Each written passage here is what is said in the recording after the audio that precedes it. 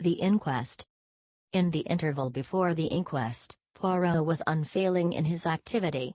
Twice he was closeted with Mr. Wells. He also took long walks into the country.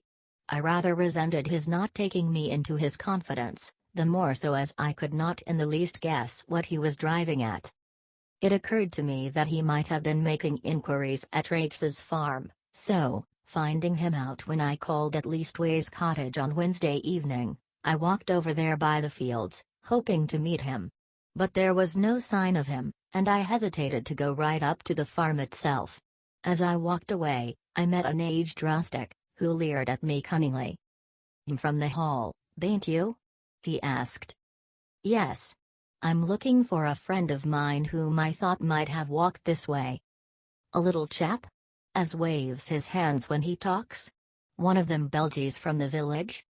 "Yes," I said eagerly. "He has been here, then?" "Oh, he's been here, right enough.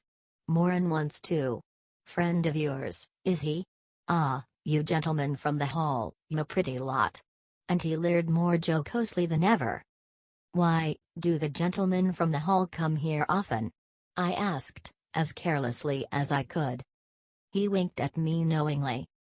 "One does, mister. Naming no names, mind. And a very liberal gentleman too." "Oh, thank you, sir, I'm sure." I walked on sharply. Eveline Howard had been right then, and I experienced a sharp twinge of disgust, as I thought of Alfred Inglethorpe's liberality with another woman's money. Had that piquant gypsy face been at the bottom of the crime, or was it the baser mainspring of money? Probably a judicious mixture of both. On one point, Poirot seemed to have a curious obsession. He once or twice observed to me that he thought Dorcas must have made an error in fixing the time of the quarrel. He suggested to her repeatedly that it was 4:30, and not 4 o'clock when she had heard the voices. But Dorcas was unshaken. Quite an hour, or even more, had elapsed between the time when she had heard the voices and 5 o'clock, when she had taken tea to her mistress. The inquest was held on Friday at the Stylites Arms in the village. Poirot and I sat together, not being required to give evidence. The preliminaries were gone through. The jury viewed the body, and John Cavendish gave evidence of identification. Further questioned, he described his awakening in the early hours of the morning, and the circumstances of his mother's death. The medical evidence was next taken. There was a breathless hush, and every eye was fixed on the famous London specialist, who was known to be one of the greatest authorities of the day on the subject of toxicology. In a few brief words, he summed up the result of the post-mortem. Shorn of its medical phraseology and technicalities, it amounted to the fact that Mrs. Inglethorpe had met her death as the result of strychnine poisoning. Judging from the quantity recovered, she must have taken not less than 3/4 of a grain of strychnine, but probably 1 grain or slightly over. "Is it possible that she could have swallowed the poison by accident?" asked the coroner. "I should consider it very unlikely. Strychnine is not used for domestic purposes, as some poisons are, and there are restrictions placed on its sale. Does anything in your examination lead you to determine how the poison was administered?" "No." "You arrived at Styles before Dr. Wilkins, I believe?" "That is so. The motor met me just outside the lodge gates, and I hurried there as fast as I could." "Will you relate to us exactly what happened next?" "I entered Mrs. Inglethorpe's room. She was at that moment in a typical tetanic convulsion. She turned towards me, and gasped out, 'Alfred, Alfred!' Could the strychnine have been administered in Mrs. Inglethorpe's after-dinner coffee which was taken to her by her husband? Possibly, but strychnine is a fairly rapid drug in its action. The symptoms appear from 1 to 2 hours after it has been swallowed. It is retarded under certain conditions, none of which, however, appear to have been present in this case. I presume Mrs. Inglethorpe took the coffee after dinner about 8 o'clock, whereas the symptoms did not manifest themselves until the early hours of the morning, which, on the face of it, points to the drug having been taken much later in the evening." Mrs. Inglethorpe was in the habit of drinking a cup of cocoa in the middle of the night.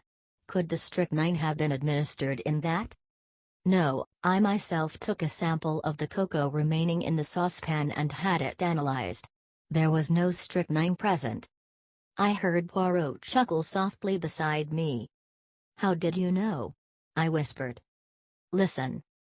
I should say, the doctor was continuing, that I would have been considerably surprised at any other result. Why? Simply because strychnine has an unusually bitter taste. It can be detected in a solution of 1 in 70,000, and can only be disguised by some strongly flavored substance. Cocoa would be quite powerless to mask it. One of the jury wanted to know if the same objection applied to coffee. No. Coffee has a bitter taste of its own which would probably cover the taste of strychnine. Then you consider it more likely that the drug was administered in the coffee, but that for some unknown reason its action was delayed. Yes, but, the cup being completely smashed, there is no possibility of analyzing its contents. This concluded Dr. Bauerstein's evidence. Dr. Wilkins corroborated it on all points. Sounded as to the possibility of suicide, he repudiated it utterly. The deceased, he said, suffered from a weak heart, but otherwise enjoyed perfect health, and was of a cheerful and well-balanced disposition. She would be one of the last people to take her own life. Lawrence Cavendish was next called. His evidence was quite unimportant, being a mere repetition of that of his brother. Just as he was about to step down, he paused, and said rather hesitatingly, "I should like to make a suggestion, if I may?" He glanced deprecatingly at the coroner, who replied briskly, "Certainly, Mr. Cavendish, we are here to arrive at the truth of this matter, and welcome anything that may lead to further elucidation." "It is just an idea of mine," explained Lawrence. "Of course I may be quite wrong, but it still seems to me that my mother's death might be accounted for by natural means." "How do you make that out, Mr. Cavendish?" "My mother, at the time of her death, and for some time before it, was taking a tonic containing strychnine." "Ah," said the coroner. The jury looked up, interested. "I believe," continued Lawrence, "that there have been cases where the cumulative effect of a drug, administered for some time, has ended by causing death. Also, is it not possible that she may have taken an overdose of her medicine by accident?" "This is the first we have heard of the deceased taking strychnine at the time of her death. We are much obliged to you, Mr. Cavendish." Dr. Wilkins was recalled and ridiculed the idea. "What Mr. Cavendish suggests is quite impossible. Any doctor would tell you the same. Strychnine is, in a certain sense, a cumulative poison, but it would be quite impossible for it to result in sudden death in this way. There would have to be a long period of chronic symptoms which would at once have attracted my attention. The whole thing is absurd." "And the second suggestion? That Mrs. Inglethorpe may have inadvertently taken an overdose? 3, or even 4 doses, would not have resulted in death. Mrs. Inglethorpe always had an extra large amount of medicine made up at a time, as she dealt with Coots, the cash chemists in Tadminster. She would have had to take very nearly the whole bottle to account for the amount of strychnine found at the post-mortem." "Then you consider that we may dismiss the tonic as not being in any way instrumental in causing her death?" "Certainly. The supposition is ridiculous." The same juryman who had interrupted before here suggested that the chemist who made up the medicine might have committed an error. "That, of course, is always possible," replied the doctor. But Dorcas, who was the next witness called, dispelled even that possibility. The medicine had not been newly made up. On the contrary, Mrs. Inglethorpe had taken the last dose on the day of her death. So the question of the tonic was finally abandoned, and the coroner proceeded with his task.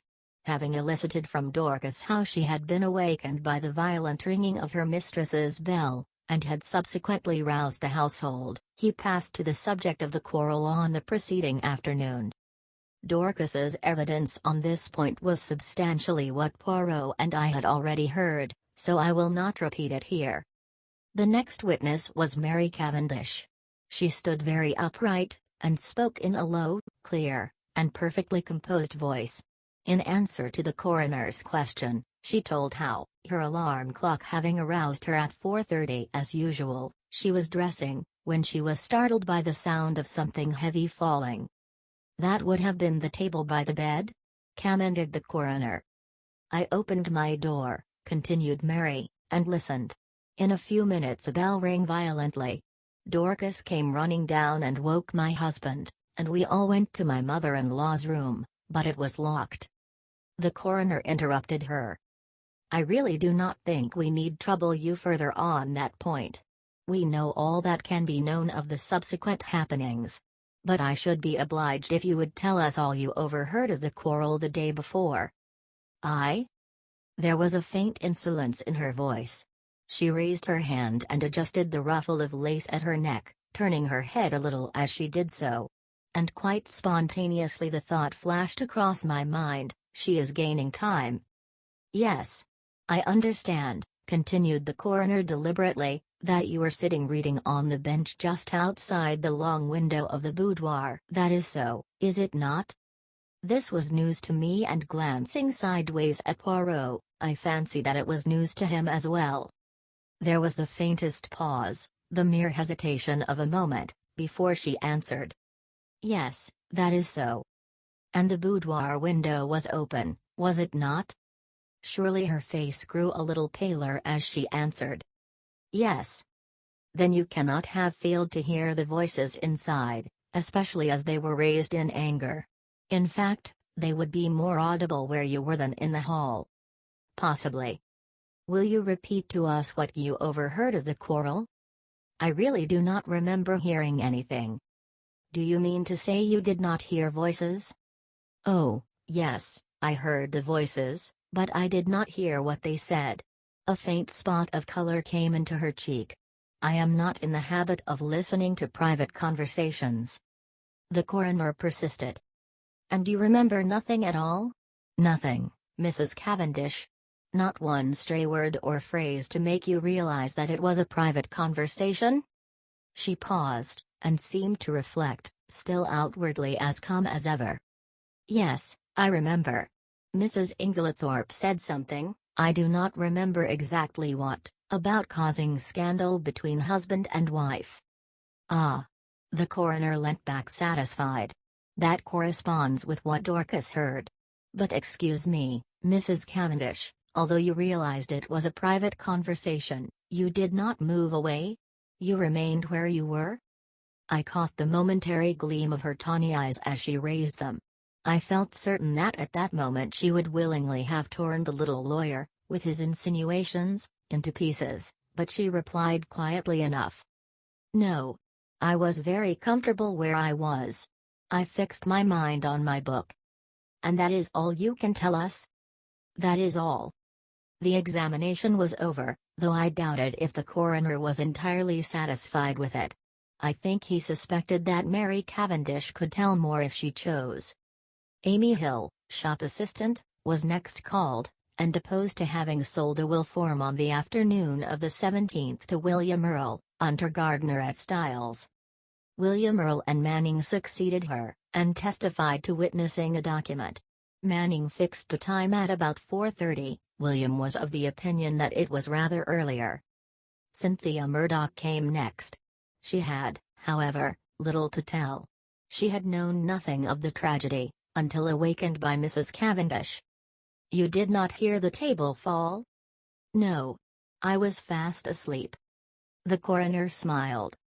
"A good conscience makes a sound sleeper," he observed. "Thank you, Miss Murdoch, that is all." "Miss Howard." Miss Howard produced the letter written to her by Mrs. Inglethorpe on the evening of the 17th. Poirot and I had, of course, already seen it.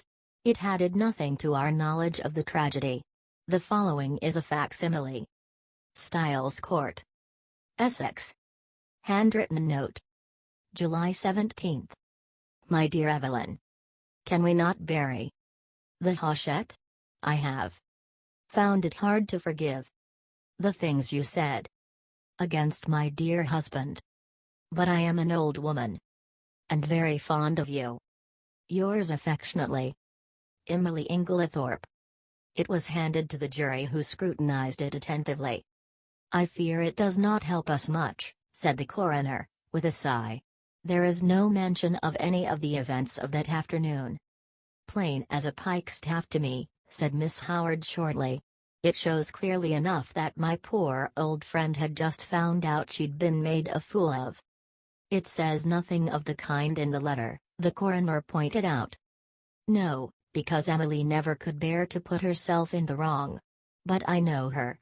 She wanted me back. But she wasn't going to own that I'd been right. She went roundabout. Most people do. Don't believe in it myself. Mr. Wells smiled faintly. So, I noticed, did several of the jury. Miss Howard was obviously quite a public character. Anyway, all this tomfoolery is a great waste of time, continued the lady, glancing up and down the jury disparagingly. Talk, talk, talk. When all the time we know perfectly well. The coroner interrupted her in an agony of apprehension. Thank you, Miss Howard, that is all. I fancy he breathed a sigh of relief when she complied. Then came the sensation of the day. The coroner called Albert Mace, chemist's assistant. It was our agitated young man of the pale face. In answer to the coroner's questions, he explained that he was a qualified pharmacist, but had only recently come to this particular shop, as the assistant formerly there had just been called up for the army. These preliminaries completed, the coroner proceeded to business. Mr. Mace, have you lately sold strychnine to any unauthorized person? Yes, sir. When was this? Last Monday night. Monday? Not Tuesday? No, sir, Monday, the 16th. Will you tell us to whom you sold it? You could have heard a pin drop. Yes, sir. It was to Mr. Inglethorpe. Every eye turned simultaneously to where Alfred Inglethorpe was sitting, impassive and wooden. He started slightly, as the damning words fell from the young man's lips. I half thought he was going to rise from his chair, but he remained seated, although a remarkably well-acted expression of astonishment rose on his face. You are sure of what you say? Asked the coroner sternly. Quite sure, sir. Are you in the habit of selling strychnine indiscriminately over the counter? The wretched young man wilted visibly under the coroner's frown. Oh, no, sir, of course not. But, seeing it was Mr. Inglethorpe of the Hall, I thought there was no harm in it. He said it was to poison a dog. Inwardly I sympathized.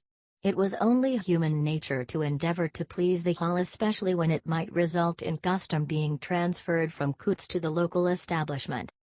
Is it not customary for anyone purchasing poison to sign a book? Yes, sir, Mr. Inglethorpe did so. Have you got the book here? Yes, sir. It was produced, and, with a few words of stern censure, the coroner dismissed the wretched Mr. Mace. Then, amidst a breathless silence, Alfred Inglethorpe was called. Did he realize, I wondered, how closely the halter was being drawn around his neck? The coroner went straight to the point. On Monday evening last, did you purchase strychnine for the purpose of poisoning a dog? Inglethorpe replied with perfect calmness. No, I did not. There is no dog at Styles, except an outdoor sheepdog, which is in perfect health. You deny absolutely having purchased strychnine from Albert Mace on Monday last? I do. Do you also deny this? The coroner handed him the register in which his signature was inscribed. Certainly I do. The handwriting is quite different from mine. I will show you. He took an old envelope out of his pocket, and wrote his name on it, handing it to the jury. It was certainly utterly dissimilar. Then what is your explanation of Mr. Mace's statement? Alfred Inglethorpe replied imperturbably. Mr. Mace must have been mistaken. The coroner hesitated for a moment, and then said, Mr. Inglethorpe, as a mere matter of form, would you mind telling us where you were on the evening of Monday, July 16th? Really, I cannot remember. That is absurd, Mr. Inglethorpe, said the coroner sharply. Think again. Inglethorpe shook his head. I cannot tell you. I have an idea that I was out walking. In what direction? I really can't remember. The coroner's face grew graver. Were you in company with anyone? No.